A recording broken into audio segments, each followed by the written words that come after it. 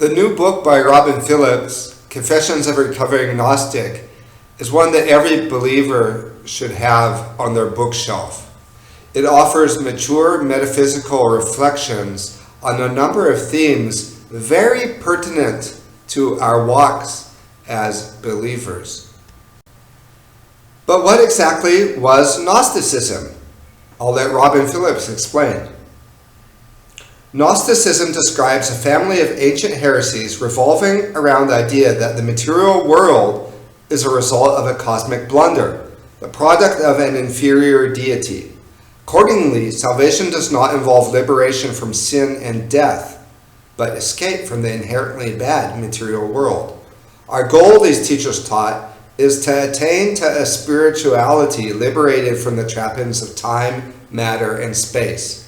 To achieve such liberation, it is necessary to attain to a hidden esoteric knowledge, gnosis in Greek. In their retelling of gospel story, Jesus came to the world beyond to give this secret gnosis to the chosen few.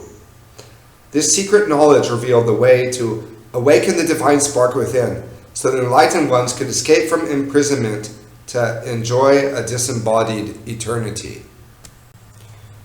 During Robin's studies in the early 21st century, sociologists of religion emphasized categories such as implicit theology and the social imaginary. And I'm quoting Robin now. What these concepts point towards is that the most influential ideas animating religious cultures can sometimes be ideas which are only tacitly articulated, and which may even exist in tension to direct doctrinal formulations. Put another way, assumptions may often percolate slightly beneath the surface so that they color and modulate religious practice and thought, even if they are rarely encountered in a distilled form. Applied to the question of Gnosticism, he wonders whether there might be an implicit theology of Gnosticism lurking beneath the surface of much American Christianity, tincturing how believers think about their bodies, the purpose of salvation, the material world, and resurrection.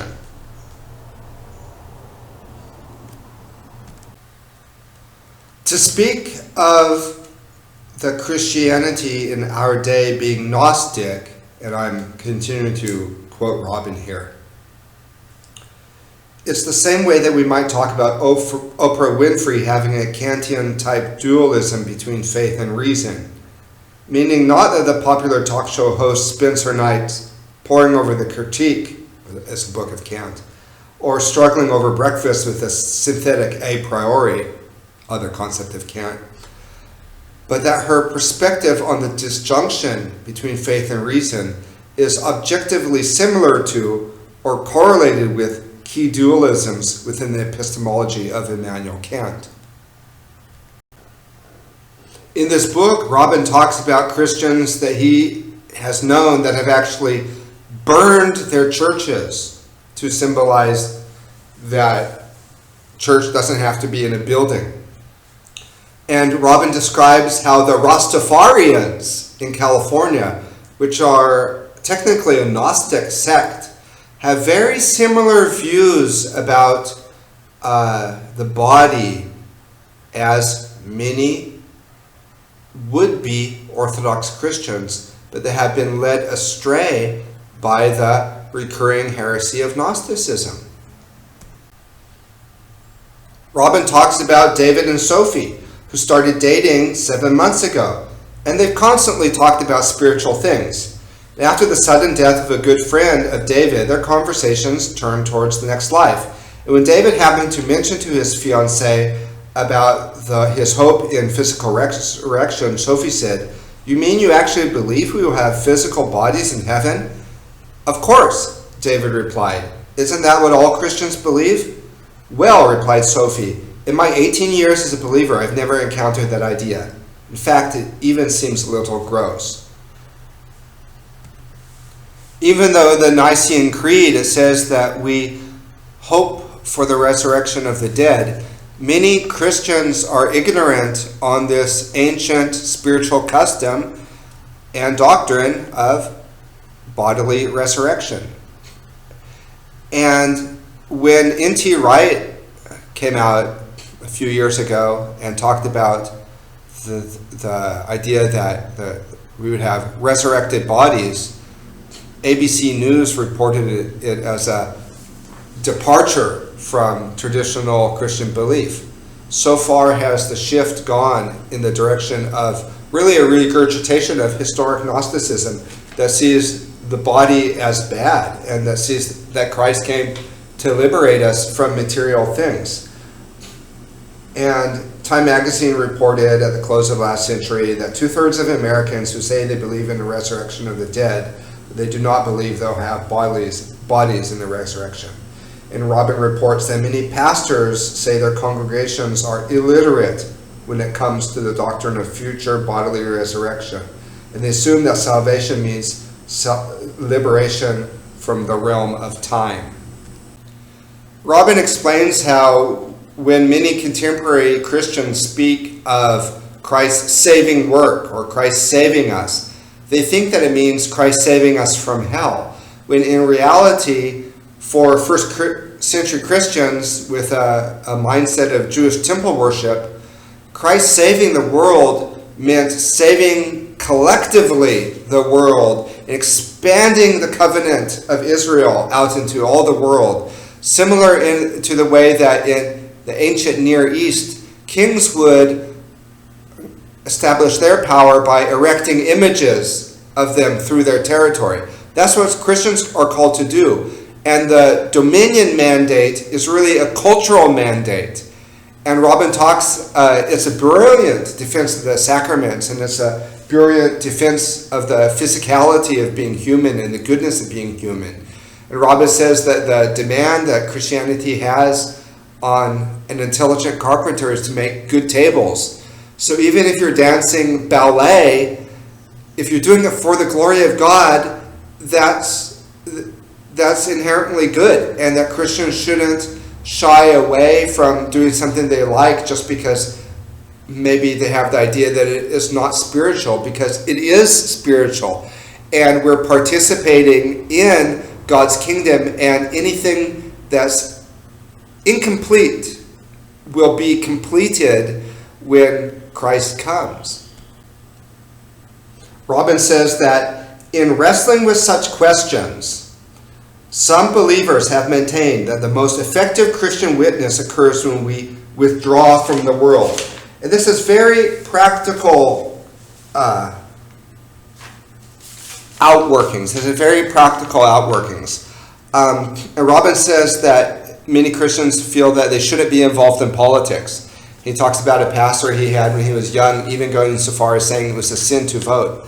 But Robin also remarks on this, that he says that the very idea that you can separate religion from politics is a post-Enlightenment innovation and came in the wake of cultural change that made it possible to begin talking about a political or religious space separate from the rest of life. And it's interesting to me because in the last couple episodes that Robin has done of the Robin and Boom Show with philosophy expert Dr. Phillips Carey, they talked about this and how the new tradition after the Enlightenment, which scorned all traditions, was a new tradition that said tradition was bad. But this secularized society and this new spirituality that came about after the Enlightenment was really the eclipse of the Western religious tradition. So when Christians say that they shouldn't be involved in politics and we should just cede the world to the devil, this is them, in a sense, surrendering ground that the Enlightenment conquered in favor of a secular sphere. I think it's vital for Christians to get a handle on what it means to be human in this world. And years ago, I remember there was a Christian coffee shop in Redlands, California.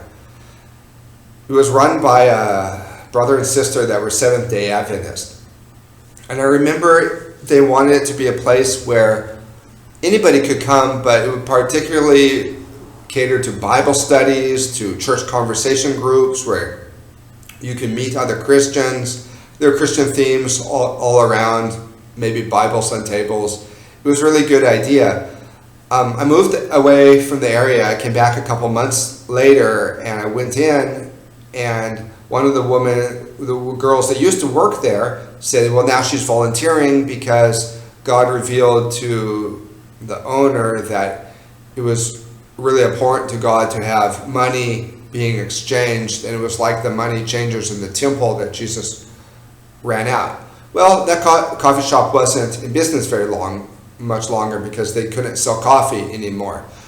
But how unfortunate that he couldn't have drawn from a rich tradition of Christians wrestling with these themes of being in the world but not of the world, and having really settled these ideas many centuries before. See, we need holy tradition if we're going to navigate our way in the world. And philosophy is about becoming better people, flourishing people. And these mature metaphysical reflections of Robin really have to be dealt with if we're going to be integrated spiritual beings. Is salvation something that happens to individuals only, or rather something that includes the restoration of the entire created order? What about the Pauline emphasis that the church be an emissary of new creation, advancing Christ's kingdom in the interval between its inauguration and culmination? The last part of the book admittedly is a bit philosophical, but is well worth it. I especially liked Robin's part about how the sacrament of the Lord's Supper comes from the Jewish Passover and the idea of liturgical participation. And I'd just like to read what Robin says about this. Jesus celebrated the Passover in the event we call the Last Supper, as the faithful Jews and Israelites had been doing for hundreds of years. Significantly, this occurred on the night before Jesus, the new Passover lamb, rescued Abraham's descendants from their final bondage. By mysteriously participating in the original Passover, Christ was able to transform the celebration in light of his own dawning victory over slavery and exile. Taking the Passover bread and wine, Christ declared that it was his body and blood. Robin says that many Christians have a hard time understanding this type of liturgical participation, and so they end up with weird theories, such as the theory held by many Protestants that communion is simply an illustration and nothing more. Robin says that once we come to terms with the goodness of the material world, a lot of church customs that before might not have made sense suddenly make sense. And I'd like to leave you with this quote from Plato that he gives, talking about the goodness of the material order. But of beauty, I repeat again, that we saw her there shining in company with the celestial forms, and coming to earth we find her here too, shining in clearness through the clearest aperture of sense. Confessions of a Recovering Gnostic. Get it.